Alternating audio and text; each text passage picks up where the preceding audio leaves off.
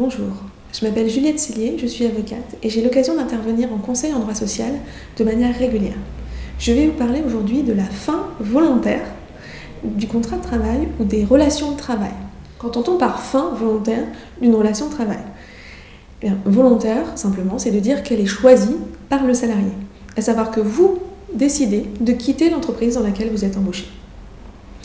Deux solutions, soit vous démissionnez, et dans ce cas-là, vous mettez fin volontairement à votre contrat de travail par un acte positif, soit, par ailleurs, vous décidez de vous mettre d'accord avec votre employeur et de conclure ce qu'on appelle une rupture conventionnelle. Les conséquences de l'un ou l'autre des choix sont bien diverses.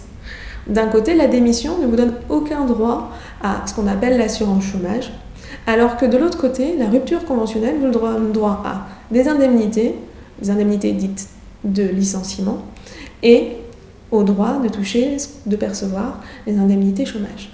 Je vous propose de commencer par la démission. La démission doit être un acte volontaire. Il n'est pas possible simplement de dire à vos collègues que vous souhaitez partir ou de leur indiquer que vous avez l'intention de démissionner. Vous devez faire un acte positif, à savoir aller voir votre supérieur hiérarchique ou le service RH de votre entreprise pour leur annoncer votre démission et leur remettre un courrier de démission. Le format écrit n'est certes pas obligatoire, mais fortement recommandé, puisqu'il est toujours compliqué de prouver que vous avez démissionné quand vous l'avez simplement dit à l'oral. Par ailleurs, à savoir, est-ce que vous envoyez un courrier recommandé ou vous faites une lettre remise en main propre? Pour cela, il convient de vérifier sur votre convention collective. Votre convention collective peut avoir des modalités particulières.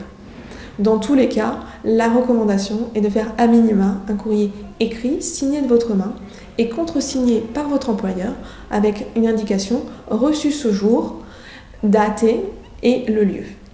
La remise de votre lettre de démission va faire débuter ce qu'on appelle une période de préavis. Cette période de préavis est relativement variable et dépend de votre convention collective ou de ce qui a été prévu dans votre contrat de travail. Dans tous les cas, il est important de vérifier que vous avez un début pour cette période de préavis, d'où l'importance de la date sur votre lettre de démission et l'importance de montrer que votre employeur l'a reçue à une certaine date. C'est le point de départ de votre préavis. Pendant la période de préavis, votre contrat de travail se poursuit à l'identique. Vous devez toujours fournir les prestations de travail pour la même rémunération. Alors, vous vous demandez si éventuellement il est possible de raccourcir ce préavis. Parce que bien évidemment, quand on démissionne, souvent on a un autre emploi qui nous attend derrière et on veut être disponible le plus rapidement possible. Effectivement, oui, il est possible de raccourcir ce préavis. Mais il faut respecter certaines règles. La première, c'est qu'il faut absolument que vous ayez l'autorisation de votre employeur. À défaut, vous allez vous mettre en faute. Par ailleurs, l'important, c'est d'avoir un écrit de votre employeur dans lequel vous vous mettez d'accord sur le fait de raccourcir votre préavis. L'autre option, c'est que votre employeur lui-même vous propose de raccourcir votre durée de préavis. Dans ce cas, si vous acceptez un accord est conclu et vous ne serez plus payé, en revanche, si vous refusez et que vous continuez à travailler jusqu'à la fin de votre préavis, ou si vous souhaitez travailler jusqu'à la fin de votre préavis, votre employeur est contraint de vous payer jusqu'à la fin de ce préavis. Ainsi, s'il vous dispense de travailler, vous serez néanmoins payé. Vous recevrez alors une indemnité dite de préavis, c'est-à-dire une indemnité qui correspond à votre salaire si vous aviez travaillé jusqu'à la fin de celui-ci. Il est à noter que pendant votre période de préavis, vous pouvez disposer de certaines heures dites de recherche d'emploi. Mais là encore, c'est selon l'accord que vous pouvez avoir avec votre employeur ou simplement si une convention collective le prévoit. À défaut, aucun dispositif légal ne prévoit ce genre d'aménagement. Toujours vérifier dans votre contrat de travail, avant de démissionner, que vous n'avez pas de clause qui s'impose à l'issue de celui-ci.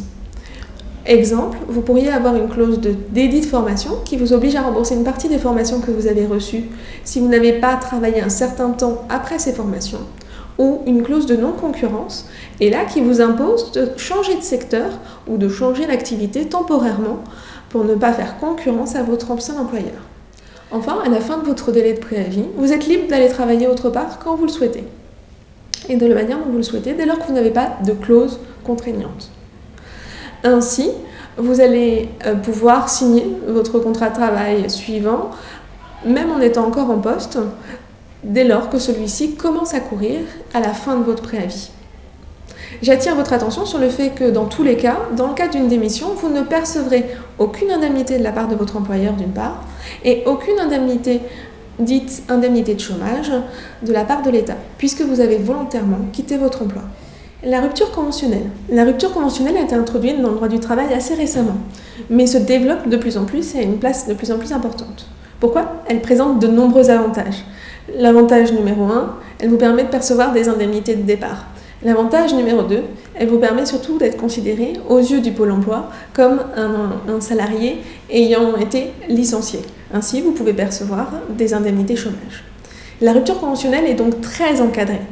Pourquoi? Parce qu'il s'agit d'un principe assez hors du commun en matière de droit social. Il convient de se mettre d'accord avec votre employeur sur votre départ, à savoir que d'un commun accord, le salarié et l'employeur décident de mettre fin à la relation de travail. À partir de là, ils ont la possibilité d'encadrer cette fin et donc de signer un accord de rupture conventionnelle. La signature d'un accord conventionnel de rupture de votre contrat de travail n'est absolument pas une démission ou un licenciement. Pour autant, la procédure est extrêmement encadrée. Notamment, vous devez, lors de rendez-vous avec votre employeur, vous mettre d'accord sur les conditions de la rupture. Pendant ces rendez-vous, vous avez la possibilité de vous faire assister, soit par un salarié de l'entreprise, qu'il soit représentant du personnel ou non, soit à défaut par un conseiller des salariés. Vous aurez son nom auprès de la mairie de votre choix. La rupture conventionnelle va ainsi s'organiser pendant 1 ou 2 réunions avec votre employeur. À partir du moment où vous êtes d'accord, l'un et l'autre, avec les conditions et avec la négociation que vous avez menée, il va être préparé un acte. La rupture conventionnelle est signée sur un formulaire. Généralement, l'employeur préfère l'accompagner de ce qu'on appelle un contrat de rupture conventionnelle ou un protocole d'accord de rupture conventionnelle, qui va prévoir précisément les modalités et l'organisation de cette rupture conventionnelle. Dans tous les cas, vous allez avoir le droit au versement d'une indemnité de rupture conventionnelle. Cette indemnité ne pourra en aucun cas être inférieure à l'indemnité de licenciement légale ou conventionnelle, à savoir l'indemnité légale prévue par la loi ou l'indemnité conventionnelle prévue par votre convention collective qui généralement est bien plus favorable que l'indemnité légale et donc s'appliquera. La rupture conventionnelle est encadrée par 2 délais. Un délai dit de rétractation, à savoir un premier délai qui va s'ouvrir à partir du moment où vous allez avoir signé la convention de rupture conventionnelle et le formulaire de rupture conventionnelle. Ce délai permet au salarié de revenir sur son accord, à savoir, vous avez accepté une rupture conventionnelle un petit peu hâtivement et vous choisissez finalement de rester dans l'entreprise, vous pouvez vous rétracter et informer votre employeur par courrier recommandé que vous souhaitez rester dans l'entreprise. Ce premier délai de rétractation est de 15 jours calendaires, à savoir qu'on décompte tous les jours de la semaine, à partir de la date à laquelle vous avez signé le formulaire de rupture conventionnelle. À l'issue de ce délai, un deuxième délai va s'ouvrir, à savoir ce qu'on appelle le délai d'homologation. Votre employeur va adresser le formulaire de rupture conventionnelle au service de l'inspection du travail qui vont, à la réception de ce formulaire, étudier que toutes les conditions ont bien été respectées.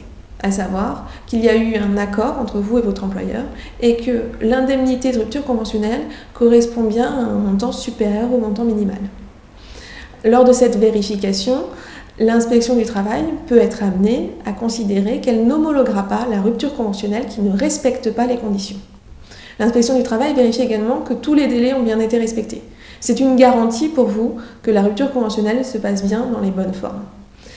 L'inspection du travail dispose d'un délai de 15 jours, cette fois ouvrable, à savoir qu'on décompte tous les jours de la semaine à l'exception des dimanches et jours fériés.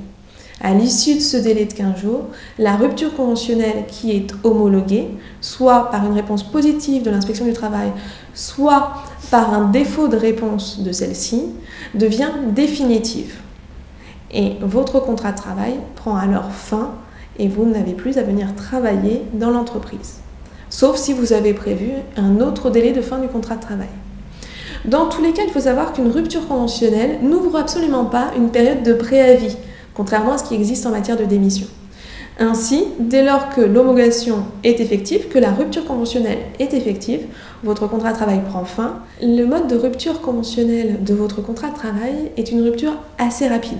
Vous pouvez faire part de votre souhait de quitter l'entreprise à votre employeur et quitter l'entreprise plus ou moins 40 jours après.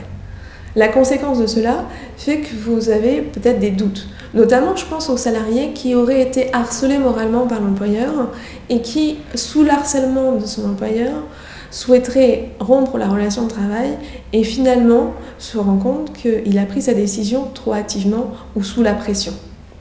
L'unique possibilité pour obtenir l'annulation de cette rupture conventionnelle, c'est de former un recours devant le Conseil des prud'hommes. Et le Conseil des prud'hommes doit être saisi dans les 12 mois qui suivent la rupture conventionnelle. Alors attention, soyez prudents et réagissez rapidement. Je vous recommande dans cette situation, si vous sentez que vos droits ont été bafoués, de vous adresser à un professionnel, un avocat en droit social notamment, pour avoir des informations et savoir si vous pouvez faire quelque chose et si vos droits ont été réellement bafoués ou si c'est simplement le sentiment que vous en avez. Lors de votre dernier jour de travail, je vous recommande de prévoir avec votre employeur un rendez-vous pour qu'il vous remette les documents de fin de contrat, à savoir l'attestation Pôle emploi, votre solde de tout compte, ainsi qu'un certificat de travail. Ces documents vous seront demandés, notamment par le service Pôle emploi lors de votre inscription, et vous seront éventuellement demandés par la suite par vos futurs employeurs. Par ailleurs, lors de ce rendez-vous, c'est également l'occasion d'obtenir le versement des indemnités prévues, notamment dans la rupture conventionnelle, et d'obtenir le paiement de vos congés payés. En effet, que ce soit en matière de rupture conventionnelle ou de démission, dès lors que vous avez des congés payés acquis, ils doivent vous être rémunérés à l'issue de votre contrat de travail si vous ne les avez pas pris.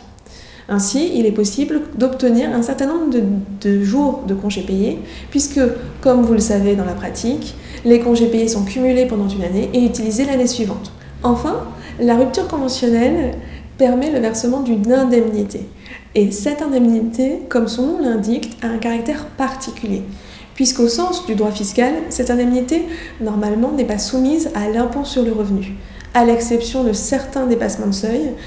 Ainsi, je vous recommande de vous renseigner précisément sur ces seuils au moment où vous percevez cette indemnité, pour savoir si vous allez avoir à la déclarer lors de votre prochaine imposition sur le revenu. L'avantage d'une indemnité non soumise à impôt sur le revenu, c'est qu'elle revient directement dans votre poche et que vous n'avez pas à subir la pression fiscale sur celle-ci. En conclusion, la rupture conventionnelle est un mode favorable de rupture du contrat de travail.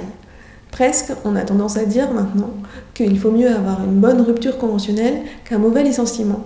C'est toujours plus facile à supporter. Dans tous les cas, la rupture conventionnelle est en constant développement et permet aux salariés et aux employeurs d'assainir leurs relations en fin de contrat en prévoyant des accords adaptés à leur situation. C'est donc un mode de rupture qui est fortement recommandé.